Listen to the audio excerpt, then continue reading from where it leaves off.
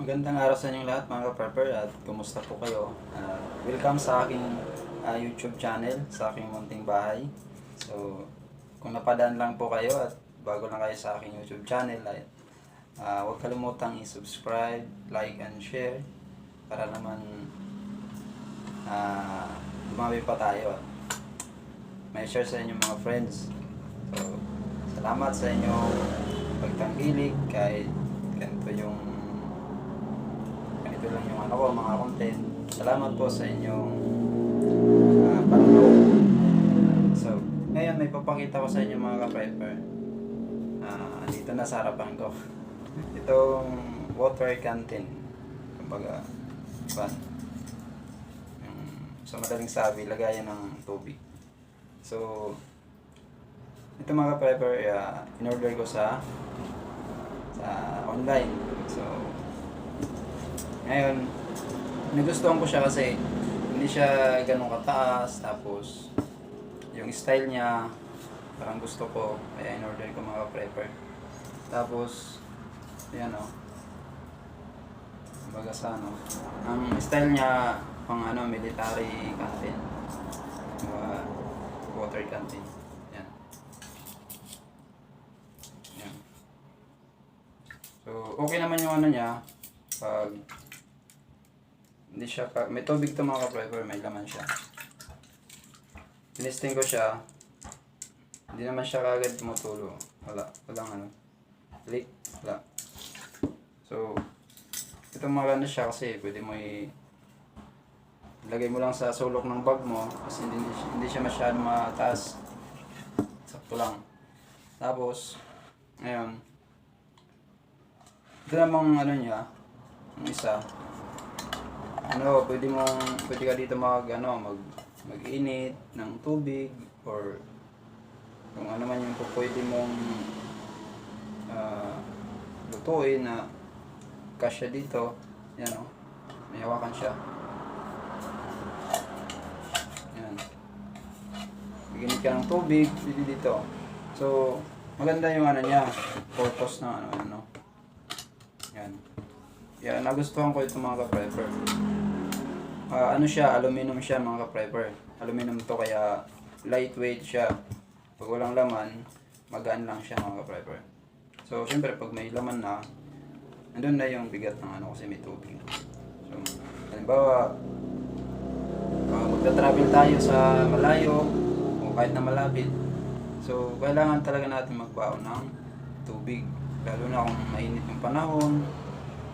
So, kailangan natin ng tubig para hydrated tayo. So, ang paganda nung travel tayo, may baon tayong tubig.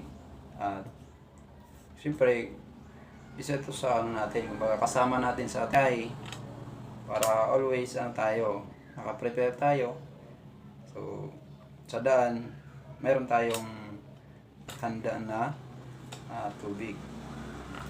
So, sa inyo kayo mga prepper kung yung kasi mayroong mga lagayan ni Bye-Bye, may stainless, may plastic siya. Lalo na ngayon, uso ngayon yung mga tumbler, ganon. Yan. Siyempre nasa sa inyo rin yun yung kung alin yung pipiliin nyo.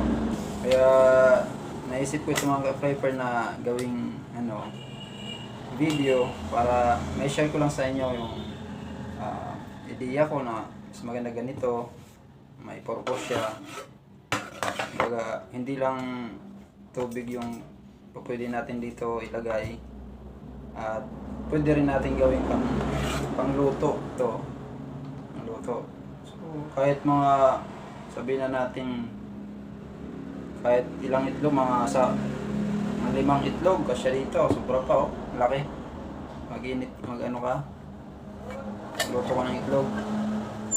So, pwede. So, kaya maganda yung niya, purpose din.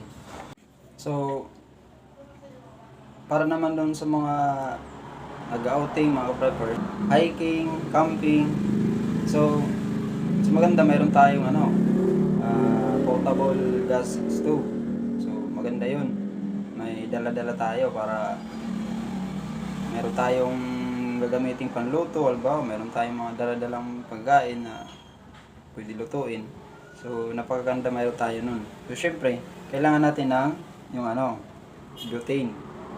butane gas. Kumbaga, ito siya, pwede na natin i-direkta kabit doon sa portable gas stove. So syempre, meron naman siya dito kumbaga features, may warning siya. So itong butane gas, portable gas stove, pwede siya magamit. Portable gas torch, pwede siya magamit. So may warning siya meron pala ito do not refill, non-refillable. So mga prepper, hindi pala siya pwede i-refill ito. So ibig sabihin mayroong ganito na pwede mong i-refill. Yun yung mas maganda, mga prepper. Meron ka niyan na pwede i-refill para hindi ka na bili ng ganito. Mag-i-refill mo na lang. So mas maganda yun. Sabi dito, danger, extremely flammable, do not use near fire or flame. So wag raw natin gagamitin sa malapit sa apoy, malapit sa fire, kasi delikado talaga to, kasi gas to butane gas to. So ito naman mga prepper, may siya butane gas is equipped with TSR. So TSR ibig sabihin triple seaming rim system. Triple seam structure allows gas to release safely in the event of overpressure. So naka-TSR siya mga prepper. Yung TSR, triple seaming rim system. Kumbaga pag under pressure siya, yung gas kumbaga ma-release yung gas safely siya. Safe yung pag-release ng gas. Halimbawa man may pressure, yan, overpressure mga prepper. So basahin nyo lang ito mga prepper, dito yung mga warning. Yan. So iba-iba kasing pangalan ng pero butane gas naman. So recyclable steel. So ito pwede recycle daw itong bakal na to. So pwede natin ipunin,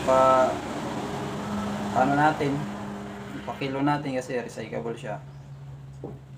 Yun. So maganda siya mga prepper. Kumbaga kahit wala tayong yung LPG na ginagamit natin sa bahay, at least meron tayo nito. Pag naubos, may extra tayo. Luto-luto lang ng ng mga noodles, mga itlog. So madali lang, pwede na natin magamit to. So in case of emergency lang naman mga prepper, at least may backup tayo. So hanggang dyan lang muna mga prepper yung may share sa inyo. Sana magkaroon din kayo ng idea na magamit din niyo sa hinaharap na panahon. Yung mga sinashare ko din sa inyo na mas maganda mayroon tayong gamit na ganito para dumating man yung anong pangyayari, hindi na tayo mabibigla. Baga mayroon tayong nakahanda na. So sana mayroon pa akong may share sa inyo ng mga cover ko. So mga prepper, ingat po kayo palagi. Always be safe and be a prepper. Thank you. Ingat kayo.